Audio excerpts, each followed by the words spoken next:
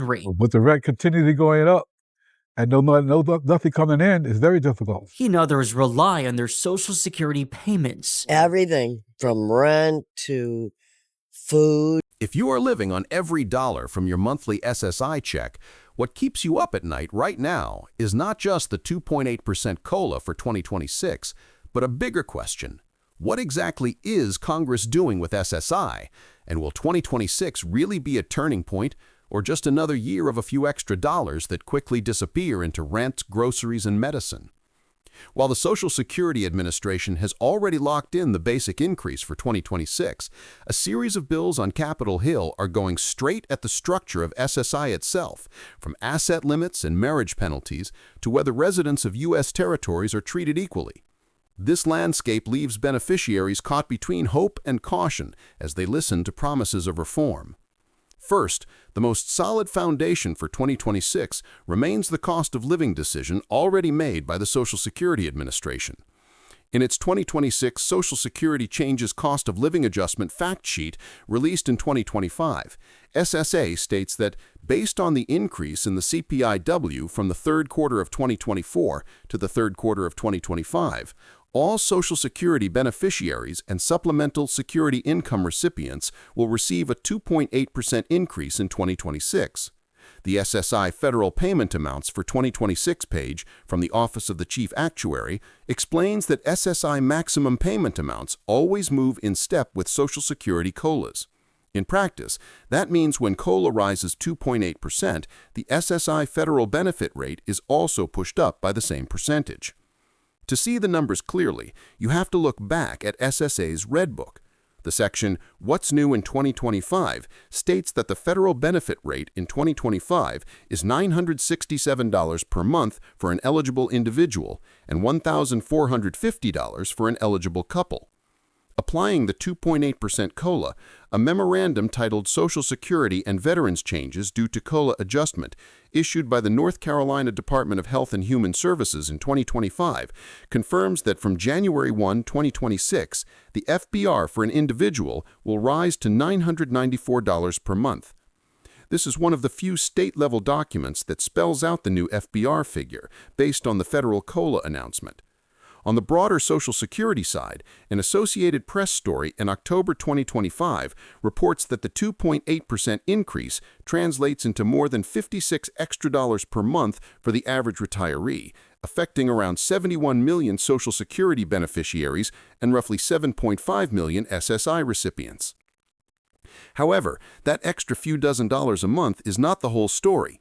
The Congressional Research Service's In Focus report on supplemental Social Security, updated February 26, 2025, reminds readers of SSI's original mission: to provide a guaranteed minimum income for older adults and people with disabilities who have low income and assets so they can meet basic needs such as food and shelter.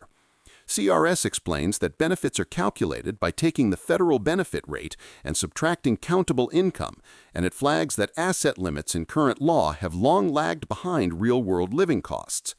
CRS also underscores that SSI is funded from general federal revenues, not from the Social Security trust funds, meaning any structural changes to SSI tie directly into Congress's budget decisions.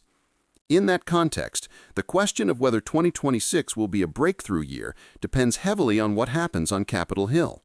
One cluster of proposals focuses on short-term relief for beneficiaries struggling in a prolonged period of high living costs. On October 30, 2025, Senator Elizabeth Warren, together with Senate Majority Leader Chuck Schumer, Senate Finance Chair Ron Wyden, and other Senate Democrats, introduced S.3078, the Social Security Emergency Inflation Relief Act. According to the description on Congress.gov and Warren's own press release, the bill would authorize the Treasury Department to send $200 economic recovery payments each month for the first 6 months of 2026 to people receiving Social Security, SSI, railroad retirement benefits, and veterans' disability compensation or pension. Warren's statement stresses that the 2026 COLA only brings roughly $56 more per month for retirees while living costs remain high. So the $200 checks are framed as a lifeline during an extended inflation squeeze.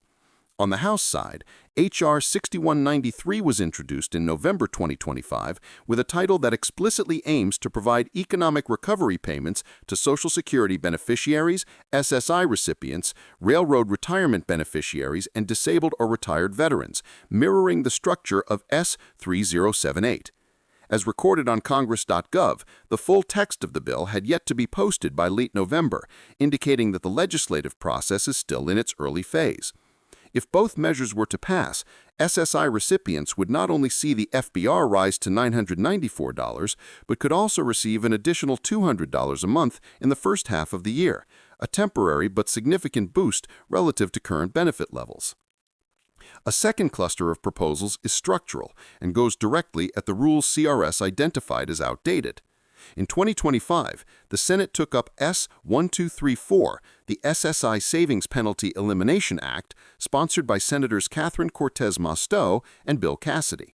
The bill text released by Cortez Masto's office shows that it amends Section 1611 of the Social Security Act to modernize SSI asset limits, raising them to $20,000 for individuals and $10,000 for couples in 2025, replacing old thresholds of just a few $1,000s, and then indexing those limits annually to inflation using the CPI. The stated goal is to update resource limits so that eligibility criteria reflect today's realities and end the practice of penalizing SSI recipients simply because they managed to keep a small emergency savings cushion. In the House, H.R. 2540 carries the same SSI Savings Penalty Elimination Act name and was filed as a companion bill. On Congress.gov, the summary for H.R. 2540 is still in progress, but the title and the note about updating resource limits clearly point to the same direction as S.1234. Before that, the Social Security Administration's Office of the Chief Actuary had already estimated the cost of an earlier version of an SSI Savings Penalty Elimination Act in 2024, as documented on the Proposals to Change Social Security page. The fact that OACT was tasked with building detailed cost projections underscores that Congress understands raising asset limits and indexing them to inflation would significantly expand safe savings room for beneficiaries while also increasing federal outlays. A separate issue on the table is the so-called marriage penalty in SSI. On January 13, 2025, Senator Jerry Moran introduced S.73, the Eliminating the Marriage Penalty in SSI Act, with Senator Chris Van Hollen as co-sponsor. According to the text posted on Congress.gov, the bill amends Title 16 of the Social Security Act to ensure that SSI benefits for adults with intellectual or developmental disabilities are not reduced solely because they get married.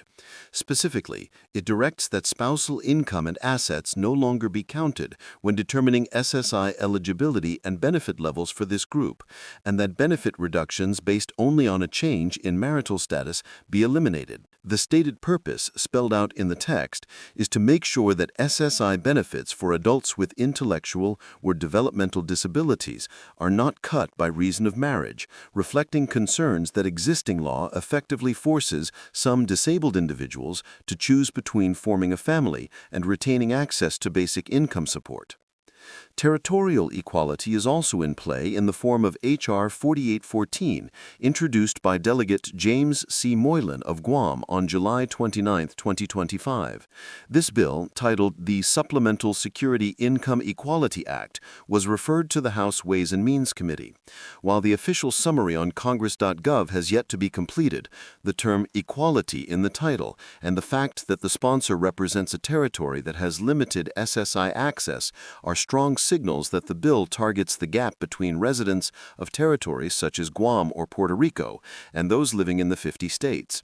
Earlier, as the Proposals to Change Social Security page shows, OACT had been asked to estimate the cost of extending SSI to Puerto Rico, indicating that Congress has been gradually exploring the budget impact of such an expansion. While these bills target SSI directly, a number of broader Social Security measures could indirectly affect SSI recipients. On February 27, 2025, Senator Bernie Sanders filed S.770, the Social Security Expansion Act, and that same day, Representative Val Hoyle introduced H.R. 1700 under the same name. According to a one-page summary from Sanders' office, both bills aim to increase Social Security benefits across the board, revise the COLA formula, raise minimum benefits for low-income workers, and extend the solvency of the system by 75 years by applying Social Security payroll taxes to earnings above $250,000. Another measure, H.R. 3517, the Social Security Enhancement and Protection Act of 2025, sponsored by Representative Gwen Moore, proposes a package of changes to strengthen and protect benefits for retirees, people with disabilities, and survivors. Because SSI operates alongside Social Security, debates over retirement trust fund finances and COLA formulas form an important backdrop for anyone watching the future of SSI. The arguments on these proposals are visible in the way agencies and lawmakers describe them. Warren's press release on S.3078 calls the $200 monthly payments for 6 months a lifeline and links today's cost pressures to economic shocks and past policy choices. The Sanders materials on the Social Security Expansion Act emphasize that the wealthiest households should pay a fair share in payroll taxes to fund 75 years of full benefits and improve outcomes for low-income beneficiaries. CRS anchors the discussion by stressing SSI's role in guaranteeing a minimum income and by highlighting how rigid asset rules now undermine beneficiaries' ability to protect themselves. On the technical side, OACT's work estimating the price tag for measures like the SSI Savings Penalty Elimination Act and extending SSI to territories shows that every reform step is being weighed against the federal budget. For SSI recipients, all of this activity translates into two broad scenarios. On one side, the decisions that SSA has already finalized guarantee that from January 1, 2026, they will see the federal benefit rate for an individual rise from $967 a month, along with corresponding increases for other household types, and retirees will see an average boost of more than $56 thanks to the 2.8% COLA.